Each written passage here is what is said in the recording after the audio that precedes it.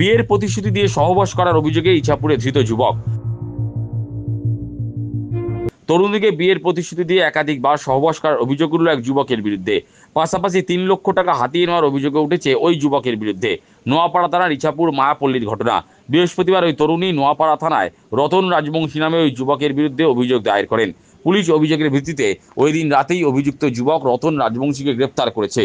এগুলো দিনের পর দিন একটা ছেলে ওকে ইউজ করেছে, ওকে বিয়ের প্রতিশ্রুতি দিয়েছে, বিয়ে করেনি। তার থেকে বড় কথা যে ওর থেকে প্রচুর টাকা পয়সা নিয়েছে। টাকা পয়সাটা কিভাবে নিয়েছে? টাকা পয়সাটা ভালোবাসার খাতিরেও দিয়েছে, ভালোবাসার খাতিরে ভেবেছে বিয়ে করবে, তো সেখানে দাঁড়িয়ে কিছুদিন বাদে হাজব্যান্ড হবে, সেই সূত্রে টাকা পয়সা দিয়েছে। কিন্তু অ্যামাউন্ট নিয়ার অ্যাবাউট 3 লাখ দিয়েছে। কতদিন ধরে দিয়েছে এই টাকাটা? বেশ, ওর সাথে যতদিন সম্পর্ক ছিল ততদিন ধরেই দিয়েছে, প্রায় 3-4 বছর ধরে ওর সাথে সম্পর্ক ছিল। খেপে খেপে দিয়েছে ও। শোনা যাচ্ছে এই যার কথা বলছি কি রাজবংশী, তার আরো কোনো ইয়ে ছিল, অ্যাফেয়ার আছে বা? দেখুন, সেটা আমরা ডিটেলে জানি না। আমরা আমাদের আইনত যেটা করার আমরা করেছি। এখন প্রশাসন থেকে যা ব্যবস্থা নেওয়ার নেবে। তো আমরা তরুণী জানান 3-4 বছর ধরে তাদের মধ্যে প্রেমের সম্পর্ক ছিল, কিন্তু বর্তমানে ওই যুবক শারীরিক এবং মানসিক নির্যাতন করছিল। তরুণীর অভিযোগ, বিয়ের প্রতিশ্রুতি দিয়ে রতন রাজবংশী একাধিকবার হোটেলে নিয়ে তার সঙ্গে সহবাস করে। এমনকি ধাপে ধাপে তার কাছ থেকে 3 লক্ষ টাকা হাতিয়ে নিয়েছে রতন।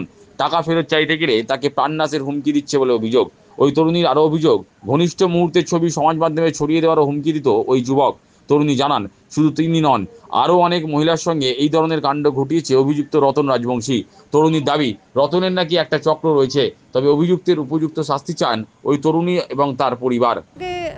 বিয়ের প্রতিশ্রুতি দিয়ে একাধিকবার সহবাস হয়।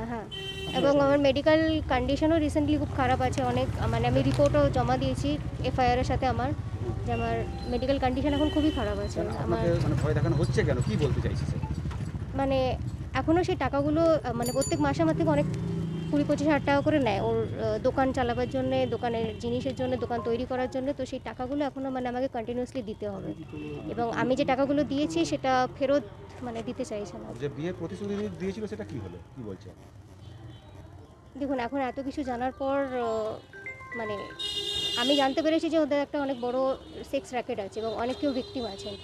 তো এত কিছু জানার পর তো আমি মানে নিজে অবভিয়াসলি একটা জাস্টিস চাইবো, আমি তো সেই ছেলের সাথে জড়াতে চাইবো না। রতন রাজবংশী যে ছেলেটা আছে, রতন রাজবংশী, উনি দীর্ঘ 3-4 বছর ধরে আমার সাথে প্রতারণা করেছে।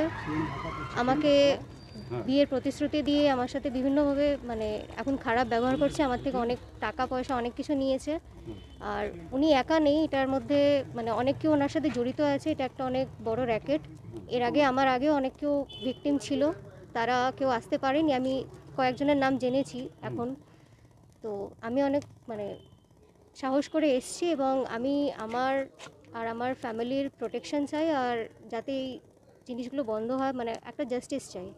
কেন বলছেন আপনাকে?